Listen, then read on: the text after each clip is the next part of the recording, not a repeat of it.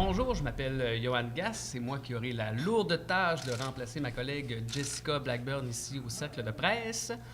Aujourd'hui, nous avons l'honneur, le plaisir de rencontrer Mme Josée Néron à l'aube de ses 100 jours à la mairie de Saguenay. On est à 86 jours, plus exactement. ou moins. Oui. Donc, écoutez, je ne prendrai pas plus de temps. Je vais vous laisser 5 à 7 minutes, comme à l'habitude, pour nous parler de ces 100 premiers jours. Alors, bonjour tout le monde. Merci d'être présent. Très heureuse d'être avec vous ce matin pour un léger bilan de nos 86 premiers jours à la tête de la ville de Saguenay. Donc, écoutez, quand je suis rentrée en poste, c'est sûr, ce qu'on avait très bien compris de la population, c'est qu'on voulait du changement. Donc, je pense que vous comprenez très bien, vous l'avez constaté, les 86 jours ont été consacrés à opérer ce changement. L'opacité qui était dénoncée a laissé la place à la transparence. D'ailleurs, je me souviens très bien, dans les premiers jours, la greffière est venue me voir avec une pile de dossiers haute comme ça, en me disant « Qu'est-ce que je fais avec ça? » Et là, j'ai dit « Qu'est-ce que c'est? » Et elle m'a dit « Ça, c'est tous les dossiers qui concernent la loi, ça vous concerne directement, la loi de l'accès à l'information. » Et elle a dit, il y a des dossiers qui datent de plus d'1 an, il y en a, et c'est retenu. Et j'ai dit, bien, si on applique la loi, on fait quoi? Qu'est-ce que ça donne sur cette pile-là? Elle a dit, s'il en reste 2, c'est beau. Ben, j'ai dit, c'est simple. On applique la loi. Alors, vous comprenez qu'il y a eu un vent. La ville a tourné à 180 degrés. D'ailleurs, on a pu le voir au niveau des va-et-vient, au niveau de la population, des journalistes, au niveau également des élus.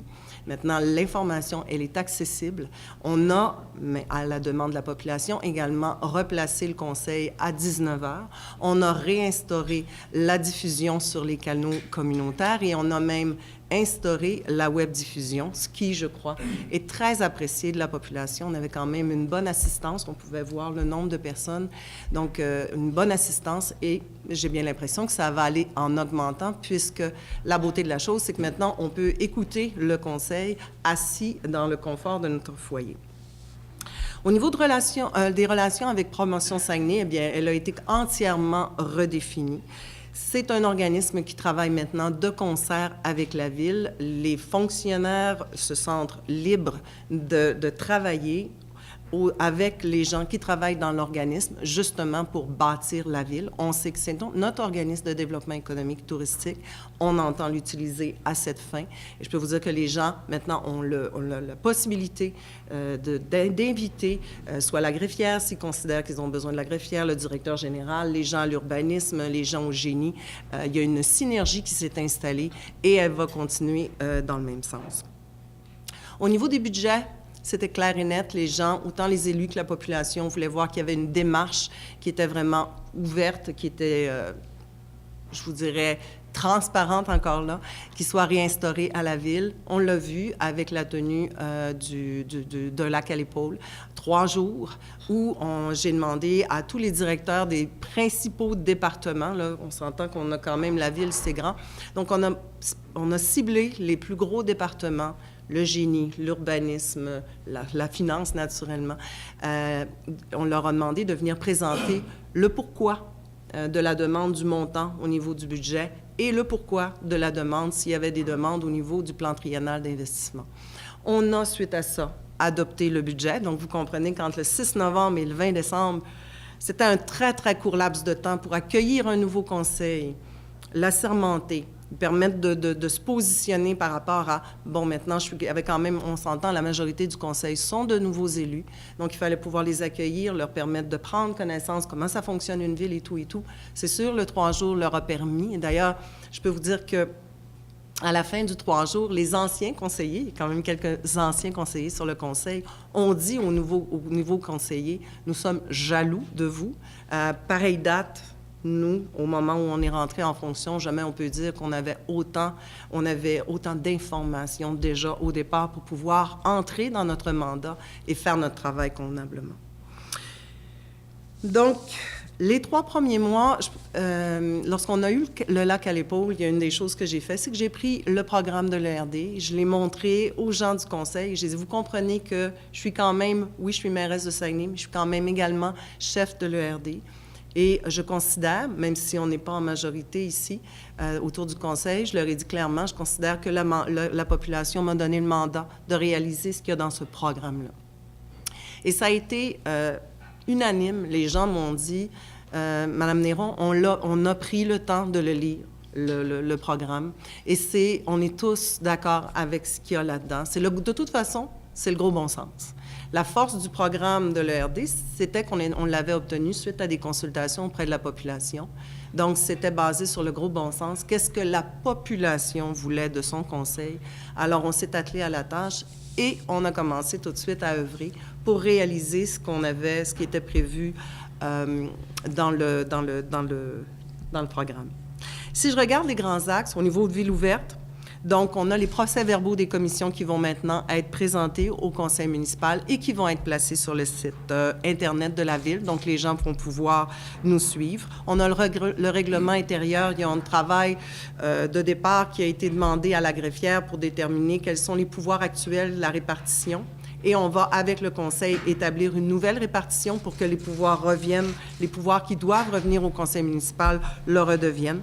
Le conseil du Trésor n'existe plus. On a voulu vraiment créer 2 commissions indépendantes parce qu'on s'entend que les finances, c'est important à la ville, mais les ressources humaines le sont également. On a également demandé, vous le savez, une vérification du ministère pour certains organismes municipaux. Ça va rondement, ça va bien, les gens comprennent le pourquoi. C'est sûr qu'il y a eu un peu de branle-bas de combat au départ, mais ça va bien. Et plein d'autres choses qui ont paru dans les journaux. Je vais vous laisser le temps de poser des questions. On va sûrement, je vous dirais, couvrir l'ensemble des choses qui ont été instaurées depuis 86 jours. Je suis disponible s'il y a des questions. Merci, Mme Néron. Alors, je vais y aller avec la tradition. Je vais laisser la première question à M. Bertrand Tremblay. Alors, je vais vous poser une question à caractère économique. Oui. Vous avez parlé de Promotion Saguenay, mais Promotion Saguenay ne s'est jamais véritablement intéressée aux PME. J'aimerais savoir, qu'est-ce que votre nouveau conseil, parce qu'il y avait un mot sur les PME puis sur le développement économique dans votre programme. Alors, j'aimerais savoir, qu'est-ce que le conseil entend faire pour faire enfin une connexion avec les PME qui sont, à vrai dire, notre avenir économique, parce qu'avec la grande industrie, on a de moins en moins d'emplois. Je suis d'accord avec vous que notre avenir passe par la diversification de notre économie, donc ça veut dire PME. Ce que j'ai demandé à M. Gobeil, M. Arthur Gobeil, et il l'a travaillé avec son équipe de promotion Saguenay, c'est de me présenter les axes sur lesquels le conseil allait avoir à statuer pour ensuite demander à Promotion Saguenay d'élaborer un plan de développement stratégique basé sur ces différents axes. M. Gobeil est revenu me voir en me disant, « Madame Néron, la logique, c'est tout simplement de reprendre les axes qui avaient été déterminés au sommet économique de 2015. » Et j'ai trouvé que c'était tout à fait logique, c'est naturel. Les gens en 2015 se sont présentés, les gens d'affaires, et on fait le travail déjà. Je ne vous dis pas qu'il n'y a pas des petites choses qui sont à redéfinir, parce que, entre 2015 et 2018, les choses peuvent avoir évolué sur certains domaines, dans les actions. Il y a sûrement des choses qui ont déjà été faites, mais il reste encore beaucoup de choses à faire. Et je pense que Promotion Saguenay est l'acteur tout désigné pour, avec le gouvernement, parce qu'il y a quand même un comité déjà, mais avec ces gens-là, assurer le suivi et faire en sorte qu'on pousse. Un des axes, c'est PME. Voir à l'encadrement de nos PME, donc s'assurer qu'on a une meilleure information auprès des PME, un meilleur encadrement, non seulement dans l'implantation, mais aussi dans leur suivi. Toutes des actions qui avaient déjà été définies au sommet de 2015, qu'on va s'assurer que les gens, parce qu'il va y avoir, suite au plan de développement, de développement stratégique, il va y avoir des gens qui vont être nommés. On pourrait appeler ça des démarcheurs industriels ou des responsables des grands axes. Et sous ces gens-là vont venir se greffer des gens plus spécialisés dans certains domaines. Puis c'est avec ces gens-là qu'on va pouvoir, après ça, faire le suivi. Mais la beauté de la chose, c'est que là, les gens vont savoir quels sont les objectifs, les actions attendues, et on va pouvoir regarder au bout d'un an, on en est rendu où? On s'était dit qu'on allait faire ça début 2018. Début 2019, qu'est-ce qu'on a fait? Si on ne l'a pas fait, pourquoi ne l'a-t-on pas fait? Et qu'est-ce qu'on va faire pour corriger la donne en 2019? Est-ce que c'est encore à faire? Est-ce que, si vous voulez, l'application de tout ça nous a démontré que ce n'était pas la bonne action, faut en faire une autre? Mais c'est comme ça qu'on avance, et non pas en n'ayant rien devant nous. Quand tout ce qu'on attend, c'est la personne qui se présente à la porte, bon, bien, c'est là-dessus que je travaille aujourd'hui. Comment est-ce qu'on peut savoir si on a avancé au bout d'un an? Il faut se faire un plan de match, c'est ça un plan de développement stratégique. Il faut se faire un plan de match, puis avec ça, on peut se comparer au bout d'un an. Puis c'est ce qu'on va faire comme exercice avec les gens de Promotion Saguenay. Prochaine question, Caroline Labéry, Énergie Rouge FM.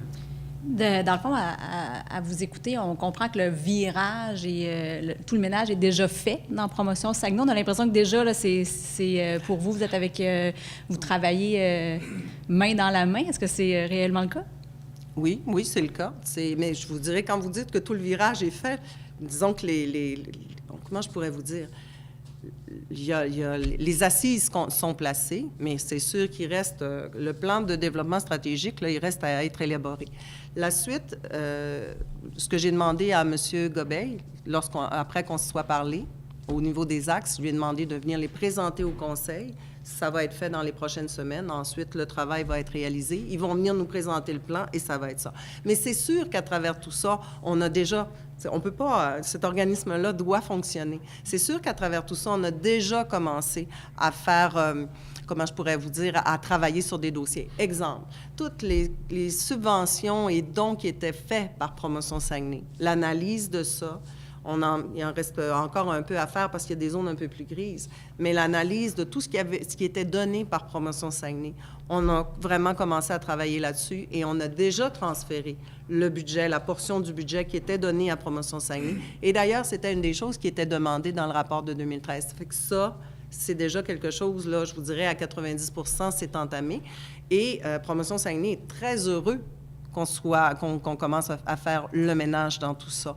Au niveau de Promotion Saguenay, avec la loi 122, qu'on le veuille ou pas, il y a plein de choses qui étaient faites avant la loi 122 qui, aujourd'hui, ne peuvent plus se faire de la même façon. Comme exemple, quand on parlait de revenus autonomes, avant, il y avait une ligne à savoir j'ai des revenus autonomes ou j'en ai plus. Aujourd'hui, on n'en parle plus de revenus autonomes. Il n'y en a plus de revenus autonomes. Il faut fonctionner pour le développement économique avec les fonds dédiés au fonctionnement économique. Alors, il y a plein de choses qui sont de l'information, oui, je vous dirais de la formation et de la formation sur la réglementation qui est véhiculé, qui est donné. Et là, les gens commencent à comprendre, OK, le cadre de fonctionnement, maintenant, il va être ainsi, et c'est comme ça qu'on va fonctionner. Mais justement, je peux me permettre une sous-question. Dans le fond, 86 jours plus tard, oui, chez Promotion Saguenay, oui, le travail au quotidien pour les employés, est-ce qu'il a grandement changé ou pour eux, on continue comme c'était?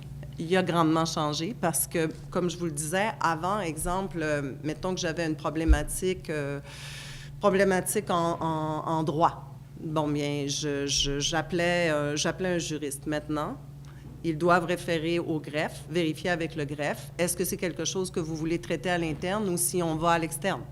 Si le greffe dit donc, il y a une concertation au niveau des actions à prendre. Avant, c'était comme si c'était un organisme qui fonctionnait sans la Ville. Et parfois, il y avait des erreurs de commises. Et après ça, la Ville devait tricoter pour ramener tout ça. Et c'était pas de la mauvaise foi. C'était cette façon-là dont les gens fonctionnaient. Aujourd'hui, les gens se parlent, donc ils comprennent le cadre légal et réglementaire dans lequel ils doivent opérer. Et les choses vont... Et les gens sont très contents de ça parce qu'ils comprennent qu'à quelque part, ils sont un organisme issu, c'est une création de Ville de Saguenay. Donc, ils doivent opérer en considérant notre réglementation et nos lois. Prochaine question, Frédéric Tremblay, Radio-Canada. Comment est-ce que vous réagissez à la création de l'Association des contribuables de Saguenay, la nouvelle qui est rendue... On a connu ça dans les dernières heures. Et selon vous, dans quel contexte, quel sera le rôle de cette association-là? Qu'est-ce qu'il pourra apporter à la dynamique municipale? Écoutez, vous me prenez là, non, celle-là, je vous avoue que je n'ai pas été au courant qu'il y avait une association, mais si c'est des gens qui C'est Mme Mélanie Boucher, l'ancienne femme d'affaires, un peu, l'ancienne candidate libérale qui a créé ce qu'on appelle l'Association des contribuables de Saguenay.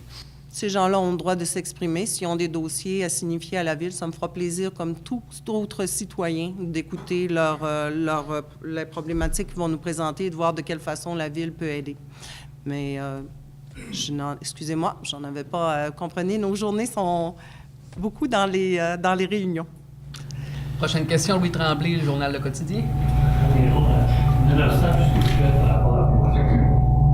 C'est encore les mêmes administrateurs qui ont pu laisser faire, qui ont laissé créer des régimes de retraite qui existent nulle part au Canada.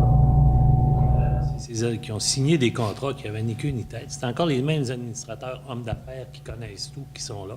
Pourquoi vous n'intégrez pas ça à la Ville, tout simplement, puis régler ça comme ça se fait? Québec a une structure interne à la Ville et, en tout cas, ça n'a pas de l'air à nuire au développement de Québec à ce qu'on voit. Est-ce que vous y pensez d'intégrer Promotion Saguenay à la Ville? Écoutez, tout est sur la table en ce moment. C'est sûr que les membres du conseil d'administration, il y en a qui sont conscients qu'éventuellement, il va peut-être y avoir des changements, simplement au niveau des mandats de la façon dont on veut réunir des gens qui sont un peu plus, je dirais, spécialisés dans tel domaine ou tel domaine.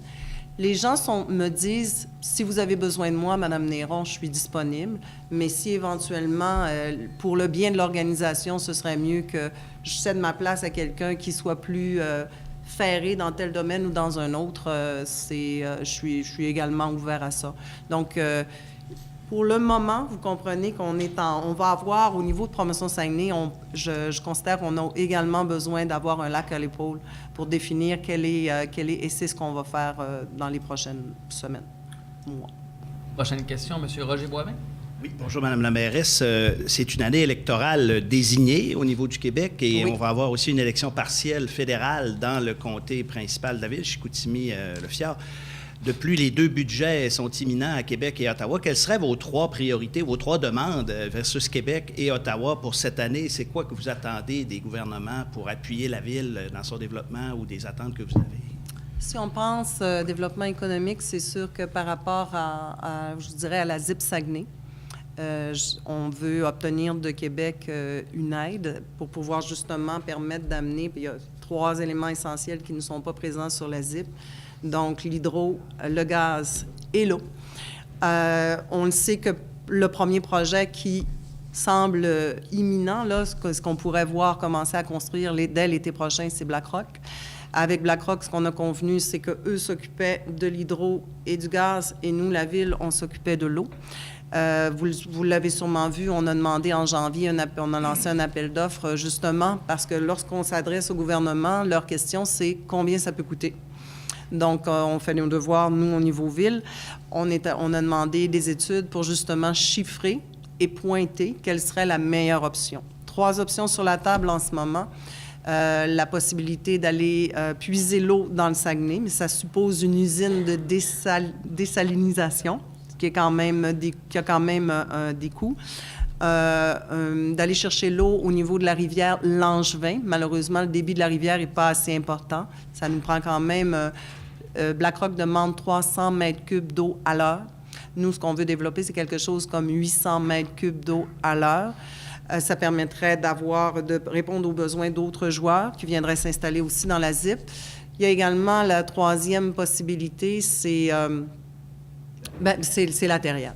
Donc, ce qui reste les 2 options les plus qu'il faut analyser, c'est d'aller puiser l'eau dans le Saguenay ou d'aller la chercher à la terrière. Mais vous comprenez qu'on est prudent parce que quand même, même si ça reste sur le même modèle que les centrales hydroélectriques à Jonquière, il reste qu'il faut quand même, comme ville, s'assurer parce que c'est pas normalement quelque chose qu'une ville, l'autre procédé, c'est pas normalement quelque chose qu'une ville va offrir.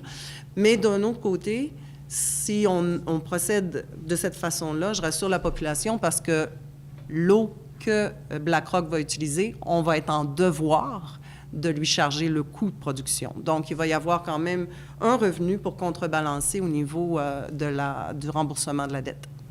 Prochaine question, Pierre-Alexandre Maté, Journal de Québec. Bonjour, Madame la mairesse. Je suis ici. Oui, excusez-moi. Le printemps s'en vient, la mise en place concrète des projets mis de l'avant par votre administration, ça s'en vient, notamment celle de la réfection des routes. Vous avez Oui. promis d'en faire 40 km par année. Oui. Est-ce que vous pouvez nous dire un peu concrètement, ça s'en est rendu où, ce projet-là? Qu'est-ce qu'on va faire d'ici ce printemps, en fait? Est-ce que les secteurs sont ciblés? Est-ce que c'est déterminé, cela? Oui, les secteurs sont ciblés. Écoutez, je ne peux pas vous dire telle rue, telle rue, telle rue, mais je peux vous dire, c'est dans le budget, ça c'est sûr. Ça a été une des premières et le Conseil était entièrement d'accord avec ça. Donc, la beauté de la chose, c'est que Saguenay a fait ses devoirs par rapport à, justement, l'analyse complète de l'état des routes, de l'état de toutes les infrastructures souterraines de notre réseau. Donc, il y a une liste de routes qui sont à faire, qui ont été ciblées, la baie, l'arrondissement de Chicoutimi, l'arrondissement de Jonquière. Cette année, ce que le directeur du génie m'a dit, M. Luc Côté, il a dit, Mme Néron, cette année, il va y avoir quand même il y a eu un débalancement à travers les années. Vous vous souvenez, en 2015, lorsque l'administration avait rapatrié tous nos budgets de voirie, vous vous souvenez de cette année-là? Il y avait eu à ce moment-là énormément d'argent investi dans les collectrices, dans les grands boulevards, mais plutôt dans l'arrondissement de Chicoutimi. Il y avait eu quand même un débalancement. Cette année, il va y avoir, pour ramener l'équilibre, il va y avoir plus d'investissements faits dans l'arrondissement de Jonquière. Il va y avoir quand même plusieurs rues dans l'arrondissement de Chicoutimi et la baie.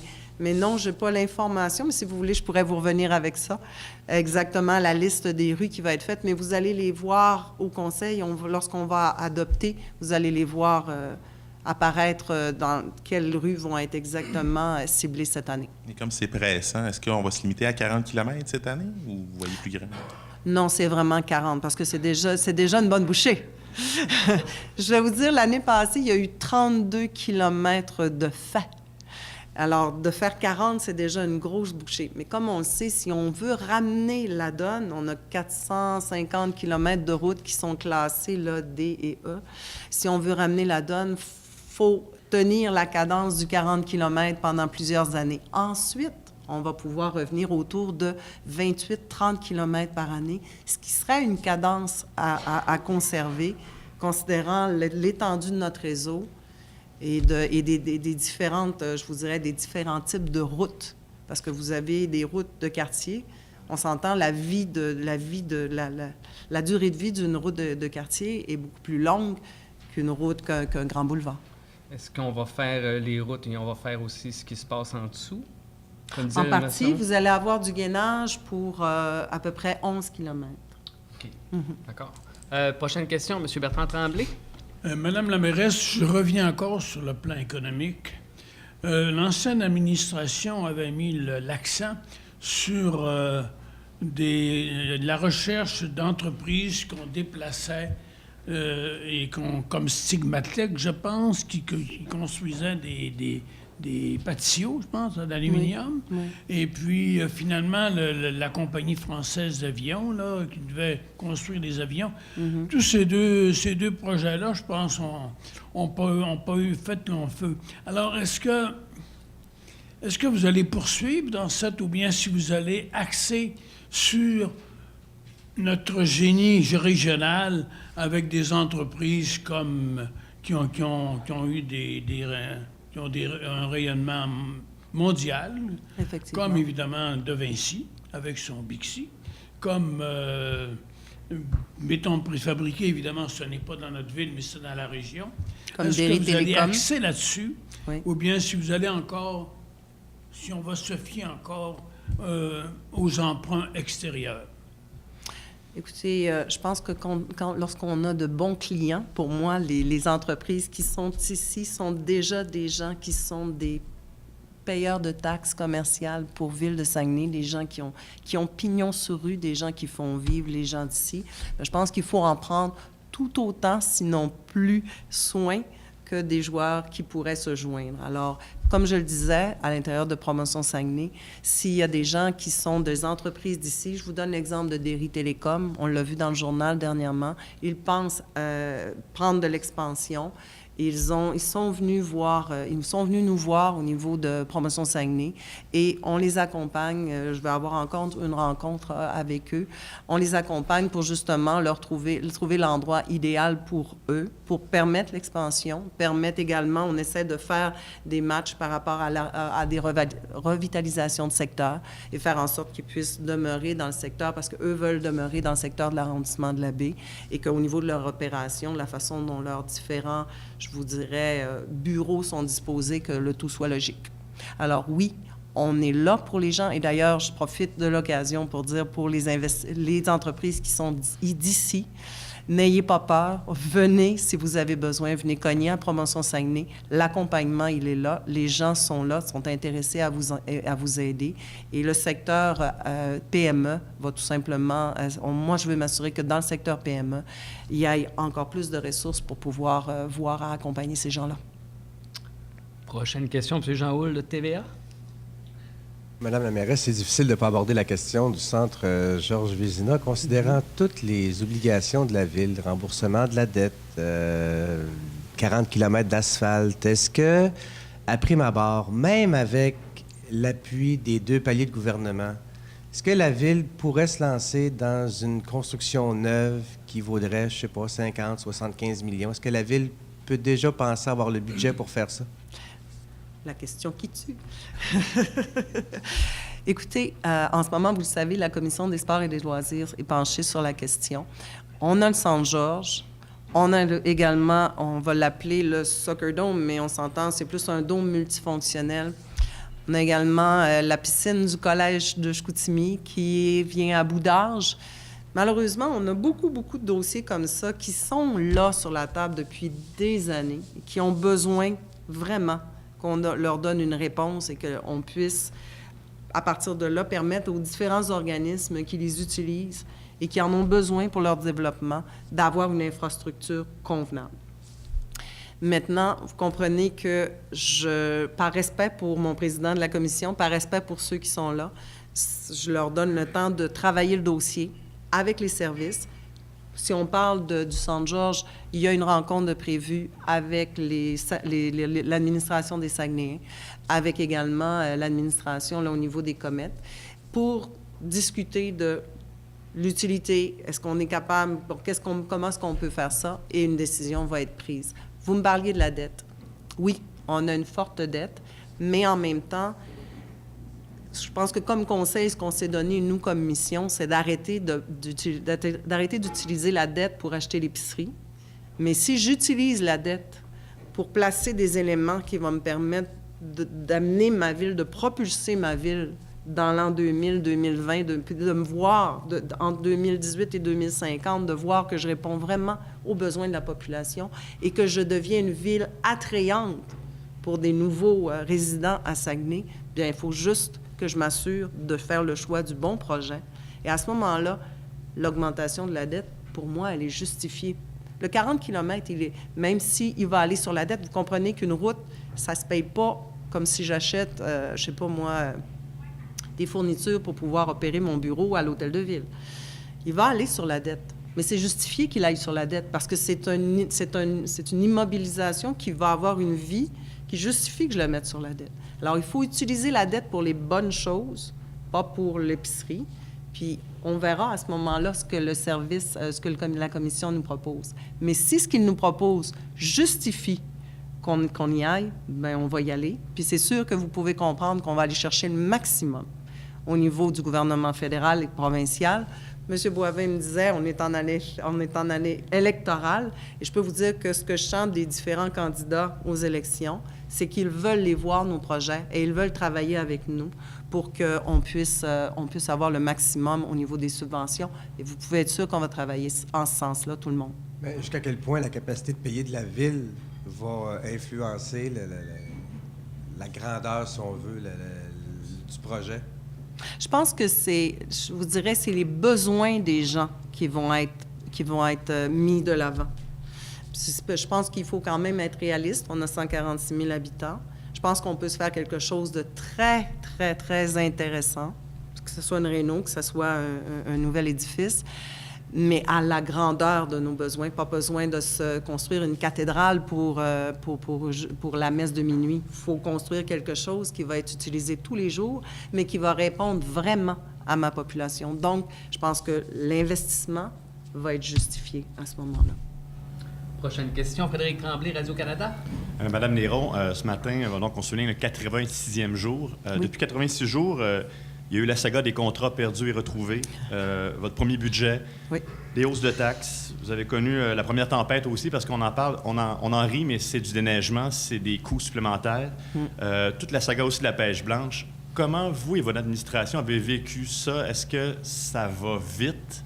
Est-ce que vous avez l'impression que vous n'avez pas le temps encore de vous installer? Il y a toutes ces choses-là ont déboulé en 86 jours. Comment vous, personnellement, et votre administration vivez ces premiers jours à la tête de la ville? Je vous dirais que oui, ça va vite, mais ça n'empêche pas je pense qu'on est au rendez-vous. Quand les gens nous demandent d'aller les rencontrer, les gens nous le disent régulièrement, me le disent régulièrement. J'ai jamais eu autant accès à l'hôtel de ville, aux différents élus. Je vous donne juste un exemple. Vous parliez de la pêche blanche. On les a rencontrés. On a rencontré des promoteurs, des gens des gens qui s'occupent de tout ça, justement, pour parler des différentes problématiques. C'est évident qu'on va faire un post-mortem sur la pêche blanche de 2017-2018, puis on va avoir à statuer quel va être l'angle d'attaque de la ville pour les prochaines années. C'est évident, parce qu'en ce moment, on a de la grogne. Il y a eu quand même un bon montant d'investis. Il faut se repositionner comme ville. Il faut voir où est-ce qu'on est capable d'aller. Est-ce que c'est vraiment... de quelle façon on peut travailler la chose pour que ça reste accessible à tout le monde. Vous avez l'Église Saint-Édouard, vous avez le CAS, vous avez Place Niki-Toutagan, plein de dossiers qui soit ont été menés par des comités citoyens bénévoles très motivés, mais qui ont été tenus dans dans une solitude, jamais de réponse de la part de la Ville. Aujourd'hui, c'est cassé, cette solitude-là. On parle avec les gens de la CAS. On va avoir une rencontre à la fin de la semaine avec les gens de l'Église Saint-Édouard et de la bibliothèque. On veut également commencer à regarder du point de vue de la place Niki-Toutagan. Est-ce que vous attendiez à avoir autant de dossiers comme ça à gérer de front depuis le début de l'administration? On a l'impression que c'est... Il y a des dossiers qui ont été... on s'entend, exemple, toute l'histoire des contrats. Il y a des dossiers qui ont été quand même assez surprenants. Mais écoutez, je pense qu'on savait tous. Puis ça, je l'ai jamais... Moi, à travers les élections, quand je parlais à mes propres candidats à l'ERD, puis quand je parlais au nouveau conseil, on savait qu'il allait y avoir un moment de ménage à faire. Puis que ça allait supposer qu'on allait donner énormément de temps. Et c'est ce qu'on fait. Mais les gens sont au rendez-vous. Autant le conseil que la fonction publique, que les comités des différents... les gens sont au rendez-vous, on travaille fort. Mais ce qui est agréable, c'est que les gens sentent que ça bouge. C'est fini le statu quo. On va obtenir... Parce que souvent, les gens me disaient à travers la campagne électorale, au moins qu'on ait une réponse. C'est un oui, c'est un non, mais qu'on ait une réponse. Mais là, les gens vont avoir des réponses. Prochaine question, Caroline Labrie, Énergie Rouge FM. Je me permets un petit retour sur le centre Georges Vézina. Oui. Parce que c'est un sujet qui fait extrêmement jaser, qui fait beaucoup jaser, entre autres sur notre radio à Énergie. Les auditeurs sont très préoccupés par ce qui s'en vient. Oui. Et souvent, la question revient, ou même la suggestion de certains, à savoir, est-ce que ça pourrait devenir jusqu'à un sujet de référendum carrément? Est-ce que la Ville pourrait poser la question aux citoyens, qu'est-ce qu'ils veulent comme nouvel amphithéâtre? Je vais vous dire, la question n'a jamais été en ce moment sur la table. Ça a plus été qu'est-ce qu'on fait en premier. Suite à ça, si on voit qu'on a besoin d'un référendum, j'ai aucune problématique en aller en référendum. Ça dépendra parce que vous comprenez qu'en ce moment, il y a beaucoup de dossiers sur la table. Et il y a des délais également. Il y a vraiment des délais qui sont très, très courts. Ça fait moi, j'attends surtout de voir ce qui se passe avec la Commission des sports et des loisirs. Remarquez, j'ai des nouvelles. On me tient au courant quand même de façon régulière, mais je leur donne le temps de rencontrer les gens puis de statuer sur les différentes options qui vont venir nous présenter au Conseil. Puis si on sent le besoin, on va y aller. Mais jusqu'à présent, on n'est pas rendu là. dans nos discussions. Prochaine question, M. Bertrand Tremblay. Madame la mairesse, vous avez fait un grand plaidoyer devant la fondation de l'Université du Québec à Chicoutimi il y a un mois sur le projet de ville étudiante. Exact. Est-ce que vous avez développé ce concept-là? D'ailleurs, Claude Villeneuve, le professeur, est revenu sur le sujet ce matin dans le journal. Qu'est-ce que vous concevez? Quelle est la stratégie pour faire de Ville de Saguenay une véritable ville étudiante comme à Sherbrooke? Bien, là, vous avez toute la dimension du projet qui est développé en concertation avec l'ASTS. On a eu des réunions par rapport, on nous a réellement présenté là, l'ensemble du projet Accès libre. OK? Il y a à peu près 2 semaines. Donc, autour de la table, vous aviez la direction du collège, le CIUS, l'UQAC, le CADUS, la STS, la Ville, et on a eu le droit à l'explication de qu'est-ce que ça pourrait prendre comme ampleur. Hier, il y avait M. Jean-Luc Roberge, le directeur général de la STS, qui me disait que le ministère lui avait demandé s'il y avait d'autres projets.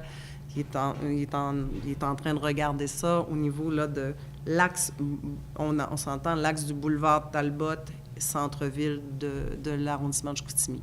Maintenant, moi, ce que je disais à M. Roberge, c'est que je veux également que tu considères au niveau du collège de Jonquière, au niveau de la baie, il faut quand même prendre le temps d'analyser tout ça. Mais vous comprenez que c'est un dossier à la fois. Donc, en ce moment, on se concentre autour du boulevard Talbot. Par rapport au reste, j'avais justement avec moi le conseiller Marc Bouchard ce matin. On était ensemble à 8 heures. Et on parlait justement du concept de ville étudiante, qui allait faire le suivi du dossier ville étudiante. On en parlait ce matin ensemble. Et ce que j'ai demandé à M. Bouchard, c'est de s'assurer, parce que je ne veux pas dédoubler, vous comprenez? S'assurer auprès des écoles, donc universités, collèges, les commissions scolaires, est-ce qu'il existe déjà une table de concertation ou si elle existe, est-ce qu'elle fonctionne? Et de venir s'installer à cette table-là, puis définir quelles sont les actions qu'on attendrait de ville pour tendre vers une ville étudiante, parce qu'il faut un porteur de dossier. Et je vois très bien M. Bouchard pour le faire, parce que il est, je vous dirais, là, le conseiller responsable du secteur ce qu'on appelle là, notre secteur cité du savoir et de la santé. Donc, moi, je verrais très bien M. Bouchard le prendre en main, mais c'est évident que il faut multiplier les occasions pour Ville d'entrer en contact avec ces différentes institutions-là. J'étais au comité exécutif la semaine passée et j'invitais le directeur général de la Ville, M. Jean-François Boivin, parce que moi, j'étais avec les gens, justement, quand je suis allée à la fondation du CAC, j'avais parlé avec Mme Louise Bouchard et également avec Mme Blanchette du Collège de Chicoutimi et M. Simard de Jonquière. Il m'avait offert de venir visiter les départements. Donc, c'est en multipliant les contacts qu'on va voir qu'il y a des applications possibles et des relations possibles, ce qui n'a jamais été possible auparavant. Et moi, j'y crois beaucoup. Donc, vous comprenez qu'on est en train de mettre les pierres pour faire un suivi, puis se donner un plan d'action. Puis j'ai demandé à M. Bouchard d'y voir pour moi. Prochaine question, Louis Tremblay, Journal Le Quotidien. Madame Néron, par rapport à ce que doit faire une ville et doit pas faire une ville, en fait, si le dossier du centre Georges Vézina va de l'avant, il va y avoir un référendum si les citoyens le demandent au moment du règlement d'emprunt. C'est la loi le prescrit. Là, oui, mais on peut le commander d'avance. Vous pouvez le commander d'avance, dire. Ça peut se faire. Par rapport à la pêche blanche, et aussi par rapport au rôle d'une ville, mais là, on va citer la pêche blanche. Les citoyens qui ont des chalets de villégiature, c'est pas la ville qui paye l'entretien de leur route sur les Monts-Valin. C'est pas la ville qui finance ça. Comment peut-on justifier aujourd'hui qu'une ville qui a de la misère à entretenir ses propres routes finance du déneigement, finance des infrastructures qui vont fondre au bout de 3 semaines, qui ne seront plus réutilisables? Parce que là, on entend parler de chiffres. C'est-tu 1 million que Saguenay met dans la pêche blanche cette année? C'est quoi les montants? À un moment donné, ça commence à être questionnant pour les citoyens, puis ils sont jamais contents, là, de toute façon. Et aussi, dans les rôles de la ville, est-ce que la ville doit gérer des immeubles à l'aéroport? Est-ce que la ville doit gérer un camping à Jonquière? où on apprend qu'il y a besoin d'investissements majeurs pour répondre aux normes. Est-ce que cette réflexion-là sur c'est quoi que la Ville doit faire et ne doit pas faire, est-ce que ça, vous allez la faire, cette Oui, tout à réflexion-là? fait. Oui, tout à fait, je peux vous le confirmer. Dans le post-mortem par rapport à la pêche blanche, vous me parliez de différents organismes là, dont la Ville s'occupe. Vous comprenez qu'on a ratissé large dans les dernières années. On a ramené tout ça sous le joug sous la supervision de la Ville. La question se pose, et je peux vous dire que régulièrement, je me la pose à chaque jour. On avance au niveau des dossiers, mais comme on le disait, il y a énormément de dossiers. On fait un dossier à la fois. Oui, il va y avoir des remaniements au niveau de certains organismes. On va voir si Ville Saguenay, c'est dans je vous dirais, dans l'intérêt de ses citoyens et réellement dans son champ de compétences de faire ce qu'elle fait. Et si on voit que c'est pas le cas et que ça devrait tout simplement être un organisme qui a un mandat, mais qui est indépendant et qu'on arrête d'être le pourvoyeur universel, parce que c'est ça, dans certains cas, c'est 100% du budget, c'est Ville. Et des fois, on peut se poser la question, est-ce que c'est vraiment... Même si les gens ne sont pas nécessairement au courant que c'est pas nécessairement légal ce qu'ils font. On leur a dit que c'était comme ça que ça opérait, donc ils continuent d'opérer comme ça. Mais nous, on a ce ménage-là à faire, tranquillement, informer les gens sur ce que Ville peut faire, Ville ne peut pas faire. Il y a des endroits où c'est évident, on va devoir se retirer. Maintenant, vous comprenez qu'on ne peut pas tout faire en 86 jours. Le Jonquière pourrait-il être vendu? Écoutez, on n'est pas rendu au dossier du camping de Jonquière, mais c'est sûr qu'on va regarder chacun des champs dans lesquels la Ville s'est infiltrée et vérifier si ça se doit d'être ça. Et si on juge que ça ne doit pas être, bien, c'est évident que comme Ville, on va bouger, parce que je vais le rappeler, on a quand même quelques millions à aller chercher au niveau des dépenses d'opération pour boucler le budget. Donc, c'est une analyse qu'on doit faire. Prochaine question, M. Roger Boivin. Madame la mairesse, une des choses tristes du 15-20 dernières années de la dernière administration, c'est son absence de leadership régional criant, même son mépris pour le reste de la région. On n'allait pas à la CRE, on n'allait pas même à la conférence des préfets. Quelle est votre vision? Puis avez-vous pris des contacts avec les collègues régionaux? Est-ce que vous trouvez que la conférence des préfets, la table des préfets, c'est suffisant? Pensez-vous aller plus loin avec les collègues ou puis redévelopper une vision régionale qui manque tellement à cette région-là? Je peux vous rassurer, M. Boivin, toutes les réunions qu'il y a eu depuis le début de mon mandat, j'y suis allée, j'y ai assisté et j'ai clairement fait savoir à mes collègues, les autres élus, que j'étais intéressée à y être. Que pour moi, Saguenay devait reprendre un leadership régional, qu'on devait porter un seul message régional au niveau provincial, fédéral, sur quelques dossiers que ce soit. Que dans la mesure du possible, parce qu'on s'entend qu'il y a des dossiers puis c'est pas de la chicane, là. Par la force des choses, il y a des dossiers qui vont rester traités de façon individuelle ou par secteur, Saguenay, Lac-Saint-Jean, bon, tout dépendant à savoir, est-ce qu'on a un intérêt à travailler ensemble ou est-ce c'est mieux, dans le fond, pour le fonctionnement de tout le monde? Et c'est pas de la chicane, c'est un constat, OK? Donc, c'est évident. Vous me parlez de la table régionale des élus. Eh bien, moi, personnellement, je l'ai fait savoir à M. Gérald Savard que j'avais une ouverture pour élargir. Maintenant, vous comprenez qu'on chemine là-dedans. Mais moi, personnellement, oui, j'ai une ouverture pour élargir parce que je considère qu'on doit recréer un semblant de CRE. Je comprends que la volonté des gouvernements, c'était d'enlever la structure administrative pour que la totalité des fonds aille vraiment dans les programmes, dans l'aide, dans le développement et tout. On peut discuter là-dessus, mais ce qu'on essaie de faire, c'est justement, à travers nos propres organisations, de recréer, je vous dirais, une administration pour voir à ce qu'il y ait des porteurs de dossiers, tout dépendant de où est l'intérêt principal, que ce soit plus au Lac-Saint-Jean ou à Saguenay, mais qu'on essaie de travailler des dossiers en concertation. Quand on parle d'économie, le premier principe, c'est concertation. Donc, c'est ce qu'on essaie de faire en ce moment. Puis je peux vous dire que les relations sont très cordiales. Puis il y a des dossiers qu'on entend travailler ensemble. Puis c'est pour le meilleur de toute la population de la région. Prochaine question, Frédéric Tremblay, Radio-Canada. Je vais parler de hausse de taxes. On a eu 2 exemples dans l'actualité récemment, Saguenay-Montréal, où les candidates avaient promis une hausse selon l'inflation.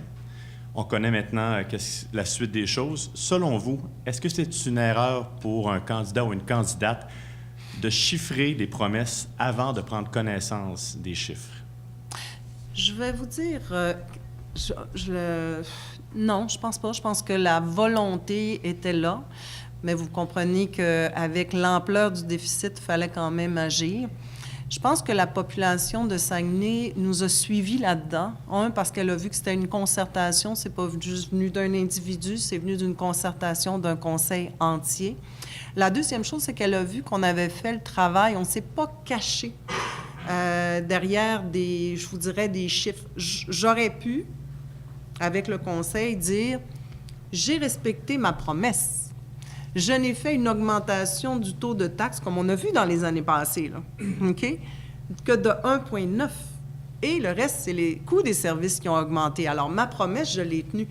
Et quand on était en lac à l'épaule, c'est venu sur la table, ce sujet-là. De quelle façon, parce qu'on avait 1 million à aller chercher, de quelle façon est-ce qu'on va le chercher?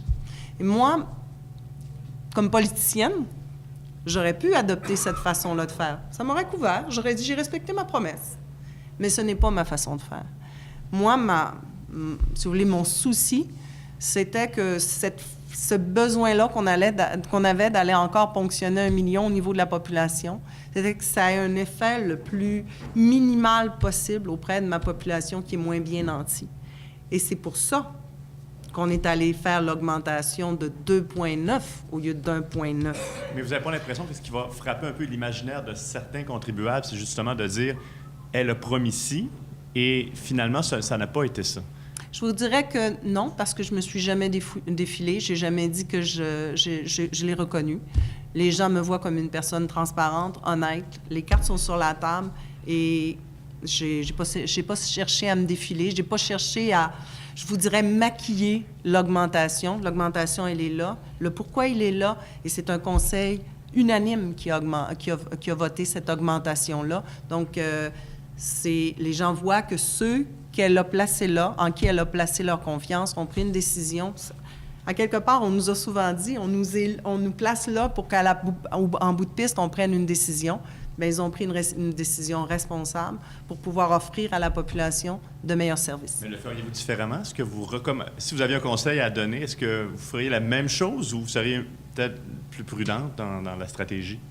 Parce qu'une fois, vous l'avez avoué, vous ne connaissiez pas les chiffres. C'est souvent la situation des nouvelles administrations. Je vous dirais que je ne sais pas, comment je vous dirais? C'est qu'à un moment donné, il y a la vitesse à laquelle on veut que ça opère et le temps qu'on a pour le faire. C'était un temps très court. On ne pouvait pas virer la machine comme ça. Il fallait se donner un certain temps et les besoins étaient là. Donc, est-ce que je le ferais autrement? Je vous dirais non. De toute façon, je pense que le débat au niveau de la dernière campagne électorale portait sur tellement d'autres sujets que le compte de taxes, parce qu'on s'entend que pendant 20 ans, on nous a mis dans la gorge le fait que Saguenay avait les taxes les moins chères, alors que ce n'était pas vrai. Je pense que la population s'attendait à avoir une hausse de taxes. Elle était consciente on avait pris un retard par rapport au niveau de service dont on a besoin comme population, de la population, on est 146 000 habitants, de la grandeur de la ville. Je pense que la population, elle s'attendait à cette hausse de taxes-là. Maintenant, comme je le disais, j'aurais pu la déguiser en la maquiller en disant, le 1,9, il est vraiment 1,9 et mettre tout, comme on a vu l'année passée. Parce pour 2018, on a été franc avec la population, mais en 2017, quand on a fait quand même une hausse de 3,8 %, on a fait 1,9 au niveau de la taxe, du taux de taxe, mais tout est allé sur l'augmentation des services. Et qui est-ce que ça a plus impacté? Les moins bien nantis. Moi, j'avais le souci de minimiser l'impact au niveau des moins bien nantis le plus possible. Et c'est le choix qu'on a fait. En taxant la richesse foncière, j'atteins moins mes petites familles, mes gens qui sont à la retraite. J'atteins moins ces gens-là qu'en allant au niveau des services. Prochaine question, Vincent Lanois, Journal La Pige. Après 86 jours, les gens ont décidé de faire confiance à des conseillers indépendants. Ça recommande de quoi avait l'air le travail de synergie, notamment avec des jeunes têtes comme Kevin Armstrong et M. Crevier qui avaient beaucoup d'expérience. C'était comment le travail justement de main en la main avec ces nouveaux candidats? Je vous dirais j'ai une très bonne synergie avec ces gens-là. Ils ont, comme je leur dis, ils ont le droit, s'ils veulent, au conseil de voter contre parce qu'ils considèrent que dans leur district, ça ne représente pas la volonté de leurs citoyens.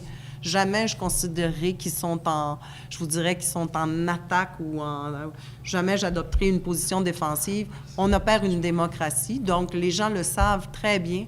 Et d'ailleurs, tous les conseillers me le disent. Josée, ce qui est le fun, Mme Néron, ce qui est le fun avec vous, c'est que vous êtes ouverte à la discussion, c'est pas de la confrontation, c'est pas de l'imposition d'une idée. On jase, et si on a besoin de plus d'informations, mais on va la chercher. Et on prend une décision quand on considère qu'on a l'information dont on a besoin pour pouvoir opérer. Mais cela dit, c'est sûr qu'à l'occasion, je leur vante les mérites d'un parti, parce que qu'on le veuille ou pas, comme je leur dis, qu'on le veuille ou pas, le fait que j'ai eu un parti, ça nous a permis d'avoir un programme avec lequel on va travailler ensemble pour les 4 prochaines années. Et ça, ils me le reconnaissent. Prochaine question, Louis Tremblay, Le Quotidien. Madame Néron, à l'époque, vous étiez à l'ERD, chef de l'opposition. Vous aviez grandement attiré l'attention des médias sur l'offre des religieuses de centraliser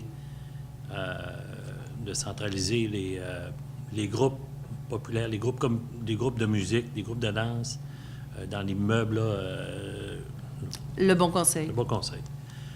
Là, le propriétaire de l'immeuble d'à côté, qui ressemble à un taudis, là, où il y a un autogare où ils n'ont pas investi un sou malgré tout l'argent que le gouvernement leur donne pour le CLSC, il faut appeler ça de même. C'est dangereux, c'est presque des taudis. Ils veulent revenir de l'avant avec leur projet. Est-ce que vous priorisez toujours la relocalisation des organismes dans l'immeuble du Bon Conseil, ou est-ce que vous allez discuter avec les propriétaires là, de l'immeuble du centre-ville qui semblaient avoir, en tout cas, des bons liens avec l'ancienne administration, là, si on peut comprendre. Est-ce que là-dessus, il y a une décision qui est arrêtée, ou est-ce que vous avez... parce que c'était quand même un dossier assez important, ça. Oui. Je peux vous dire, puis je peux vous le dire maintenant publiquement, puisque le dernier PV du comité exécutif a été adopté la semaine passée. Alors, ce qu'on a donné comme mandat à la firme Kane Lamar, c'est de procéder au niveau du dossier par rapport à l'immeuble, on va dire le Carrefour Racine. On sait très bien que M. Boivin en décembre, était sorti en disant qu'il avait trouvé son financement, parce qu'il avait un délai de 60 jours pour présenter un financement. Il était sorti en décembre en disant qu'il avait le financement. Donc, on a analysé le financement. Et le financement, malheureusement, ne tient pas la route, puisqu'il y a des clauses qui viennent tout simplement rendre entièrement responsable Ville du prêt, si jamais il y a défaut de paiement de la part de M. Boivin. Alors, vous comprenez que déjà là, c'est illégal, ça ne passe pas la route. Donc, à partir de là, le délai a été expiré. Donc, on a demandé à la firme d'avocats Kane Lamar de procéder et d'entamer les démarches pour que la Ville, éventuellement, récupère l'édifice. Et on verra par la suite, parce que là, vous comprenez que je ne peux pas m'étendre nécessairement sur le sujet, là. On verra par la suite qu'est-ce qu'on fera avec tout ça. Pour ce qui est du Bon Conseil, oui, j'avais parlé de la relocalisation. Le collège est venu également nous rencontrer par rapport à, justement, des différentes écoles là, qui sont en ce moment à l'intérieur de leurs murs. Ils auraient également des projets. Donc, tout ça est en train d'être analysé par, je vous dirais, le service des loisirs, mais c'est évident que c'est un dossier qu'on va regarder de près. Mais vous comprenez qu'on doit bouger en ayant vraiment pris le temps d'analyser tout ça, parce que vous avez, oui, on a beaucoup parlé pendant les élections des différentes écoles, mais vous avez d'autres organismes communautaires qui, en ce moment, ont des problématiques au niveau de leur localisation. Et quand on bouge bien, ça fait un effet domino. Alors, il faut être sûr de bouger les gens à la bonne place et de considérer la grandeur des locaux, les accès et tout et tout. Ça fait que c'est quelque chose qu'on veut regarder. Mais ça ne vous permettrait pas de relocaliser chez les religieuses beaucoup d'organisations de vous départir d'immeubles aussi parce que, en tout cas, je ne sais pas, semble-t-il que Saguenay a un parc immobilier immense. Là, Oui. Est-ce que ça ne vous permettrait pas, en relocalisant chez les sœurs, de vous départir d'immeubles qui n'ont plus de bon sens, que vous pourriez démolir même à la limite? Vous comprenez, M. Tremblay, que tout ça, c'est sur la table, puis on y pense, mais quand même, il y a des coûts au niveau du bon conseil qui sont importants. Il faut faire l'analyse de tout ça, à savoir quel serait le plus gagnant. Mais on est conscient que vous avez un édifice au niveau patrimonial qui est très important, qui est là. Mais vous avez également des développements. Moi, j'entends, je ne peux pas tout dire, là, mais j'entends aussi des projets qui sont autour de l'édifice qui pourraient aussi assurer sa prise en charge et le fait que ça arrête d'être un immeuble inhabité. Très rapidement, M. Boivin. Oui, 2 rapides, Madame la mairesse. Le terrain de la console, est-ce que la ville est intéressée ou pas intéressée? Puis l'aéroport de la baie, est-ce qu'on l'agrandit ou on ne l'agrandit pas? C'était 2 sujets. Parler de oui et non. Là. Vous comprenez que notre 86 jours, on est allé rencontrer les gens de l'aéroport. C'est des choses dont on nous a parlé. Et oui, on veut en parler justement avec le premier ministre, avec le ministère. Pour ce qui est de la casse, on a commencé, comme je le disais, à travailler avec le comité de citoyens. Puis on est en train, au niveau là, du service, de regarder de quelle façon est-ce qu'on pourrait développer le projet. Parce que la première chose, c'est de regarder qu'est-ce qu'on veut faire. Ensuite, de trouver les programmes à travers lesquels on pourrait l'accrocher pour maximiser nos retours au niveau subvention de la part du fédéral et du provincial, puis ensuite opérer. Mais on travaille dans ce sens-là. Vous avez beaucoup de travail. Oui. On voit ça. Vous voulez reprendre l'immeuble au complet? C'est ce qui est... On va tout simplement appliquer les clauses qui sont dans le contrat d'origine. Donc reprendre... ça inclut-tu la partie qui est louée au CLSC? C'est la portion de la ville. C'est la portion vraiment qui appartient à la ville. On reprendrait possession des étages. Donc, je pense qu'il y a un étage qui est à nous, au niveau de... Oui. C'est la portion qui est du CLSC, effectivement. Ça, vous deviendrez le propriétaire de l'immeuble qui... On redeviendrait... On part à la case 0. Donc, je pense que c'est comme ça qu'on va clore ce cercle de presse. Je voudrais vous remercier, Mme Néron, de vous être prêtée à ce jeu de répondre aux questions des journalistes. J'inviterai les gens à nous regarder cette semaine et à regarder le prochain cercle de presse. Merci et au revoir. Merci.